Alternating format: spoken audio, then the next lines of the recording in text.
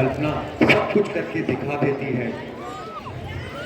इसमें वह शक्ति है जो सुंदर को असुंदर और असुंदर को सुंदर बना देती है।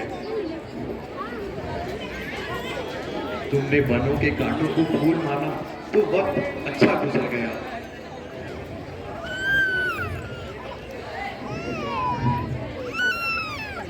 फूलों में रहकर भी यदि कांटों की चुभन को महसूस करती तो वक्त मर मर के गुजरता।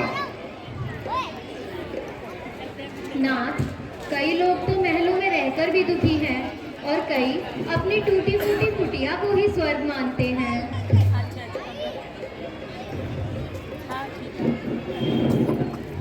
प्रिय, बस इसी को मन की कल्पना कहते हैं। महलों में रहकर भी जिसका मन ऊंची उड़ाने भरने का यत्न करता है वह सुख की नींद नहीं सो पाता, और जिसमें बैराग की भावना जागृत हो जाती है वह सुख की नींद सो पाता है। नाथ, आपने बिल्कुल ठीक कहा। कल्पना मानव को जिस ओर चाहे मोड़ सकती है, परंतु प्रिय, मानव में कल्पना को मोड़ने की शक्ति होनी चाहिए।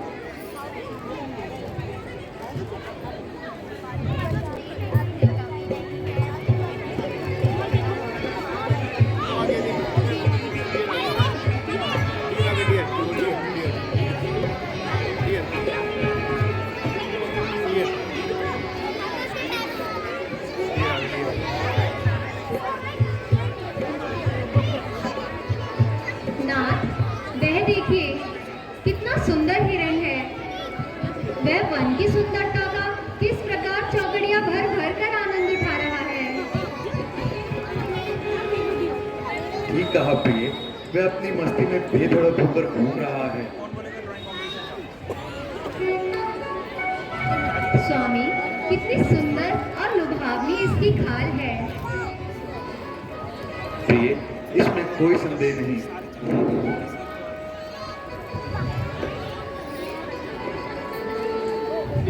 नाथ, क्या ये किसी प्रकार पकड़ा नहीं जा सकता? प्रिय, इसे जीवित पकड़ना तो कठिन है, मर के अवश्य हाथ आ जाएगा। नाथ, इसके चर्म की वृक्षशाला बड़ी ही सुंदर लगेगी। प्रिय, क्या तुम इसे बताकर ही खुश हो? हो गया। नाथ, आपके हाथों मरकर तो यह अमर हो जाएगा। बांध दिया, प्रिय, यदि तुम्हारी यही इच्छा है तो मैं अभी जाता हूँ।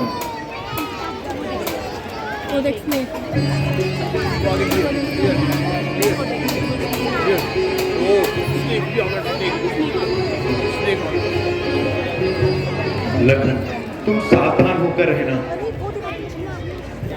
और जानकी की हर प्रकार से रक्षा करना। जब तक मैं वापस ना हूं, एक कदम भी इधर उधर मत होना। श्री, आप निश्चित होकर जाएं।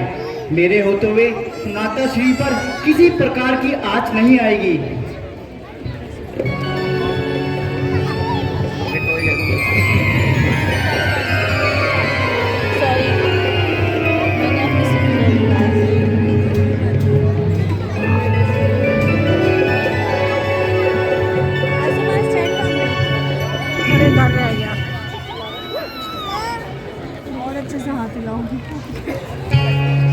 अरे सवेरे वो आलू का हलवा शूट करा था, रसोई में ही रह गया।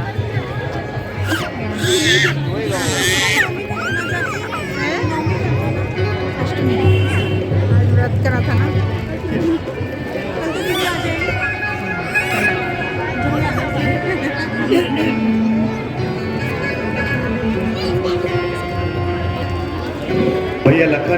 भैया लखन बचाओ, मेरी रक्षा करो। भैया लखन, मेरी रक्षा करो। देवर जी, तुमने कुछ सुना? यह तो उनकी आवाज लगती है। पूज्य माता जी, यह आवाज भ्राश्री की नहीं है, किसी और की लगती है।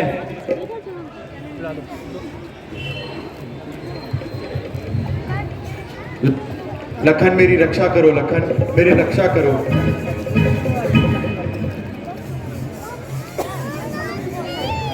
मैं तुम्हें फिर कहती हूँ, उन पर अवश्य ही कोई संकट आया है जो उन्होंने तुम्हें पुकारा है।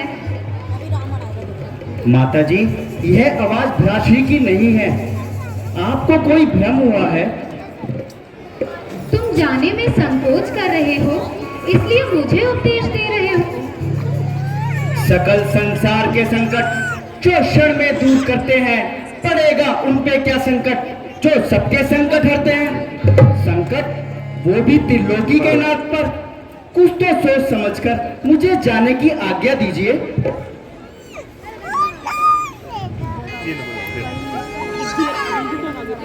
तुम्हारा तात्पर्य क्या है? जाने के लिए तो मैं हरदम तैयार हूँ, पर भाई की आज्ञा से लाचार हूँ।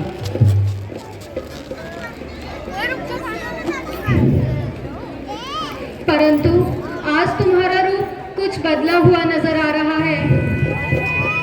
तुम शीघ्र ही भाई की सहायता के लिए चले जाओ। मेरी दाईं आंख फड़क रही है, न जाने मेरा दिल क्यों धड़क रहा है। थास के पास होते हुए दिल धड़क रहा है, यह आप क्या कह रही है माता जी? परंतु मैं तुम्हारे मुखारबिन से कुछ नहीं सुनना चाहती। तुम शीघ्र ही भाई की सहायता के लिए चले जाओ लखन। क्या आपको अकेला ही छोड़कर चला जाऊं? हाँ हाँ, मुझे अकेला ही छोड़ जाओ। मेरे जाने के बाद यदि कोई अप्रिय घटना घट गई तो काम मैं कुछ नहीं जानती। तुम शीघ्र ही मेरी आज्ञा का पालन करो और यहाँ से चले जाओ। आज हम मजबूर है माता जी, आपकी आज्ञा का पालन हम कदापि नहीं कर सकेंगे। हम यहाँ से कहीं नहीं जाएंगे। कपटी लखन, मैं तेरे भाव को अच्छी तरह से समझ गई हूँ। ये स्वार्थ का भाईचारा है। तुम घर से वन में आए हो, इसमें कुछ स्वार्थ तुम्हारा है। सच्चे को झूठा करना कोई खेल नहीं है। सतियों का धर्म हरना कोई खेल नहीं है। गंधर्व देव देवता भी मिलकर यदि आएंगे, सीता को अपने धर्म पर अटल ही पाएंगे। कैसे पाप का भागी बना रही हो माता, आंखें फूट जाए मेरी यदि बद नजर करूं और नरक का वास अगर पाप का चिंतन करूं। श्रद्धा है दिल में आपको, श्रद्धा है दिल में आपको। जगदम्बे जानकर चरणों को पूजता हूं, मां सुमित्रा के मानकर।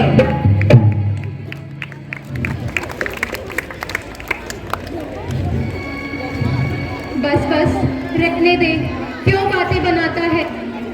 पाप का चिंतन करते हुए तनिक नहीं घबराता है। पाप है तेरे दिल में, तू सोचता है घात की। मुझे फुसलाने को बस मीठी रसीली बात की। समय उल्टा तो मन उल्टा, सकल आकार उल्टे हैं। कर्म की मार पड़ती है तो सब व्यवहार उल्टे हैं। अब मैं अच्छी तरह समझ गई हूँ। तुम भाई के सेवक बनकर भाभी के साथ उल्टे व्यवहार की बातें करने बनाया था। बस अब और नहीं सुना जाता। अपने मन की मैं अच्छी प्रकार जानता हूँ। धर्म साक्षी है, जल पवन है साक्षी, साक्षी है धरती माता और गगन है साक्षी। चांद तारे है साक्षी, पक्षी प्यारे है साक्षी, जीव जंतु है साक्षी, सारे नदी नाले है साक्षी। आपसे यदि धोखा करूं तो सुख नहीं पाऊं कभी। झूठ जो बोलूं धरती में समा जाऊं अभी।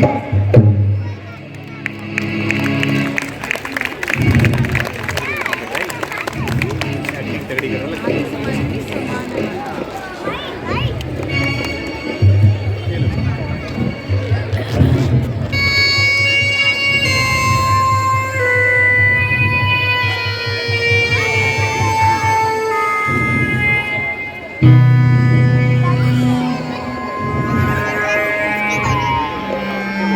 ये माता जी, मैं अपने श्री की आज्ञा को तोड़ते हुए जाता हूँ, पर इतनी कृपा करना, इस रेखा के पगभार न रखना। इस रेखा का उल्लंघन कर, इस रेखा का उल्लंघन कर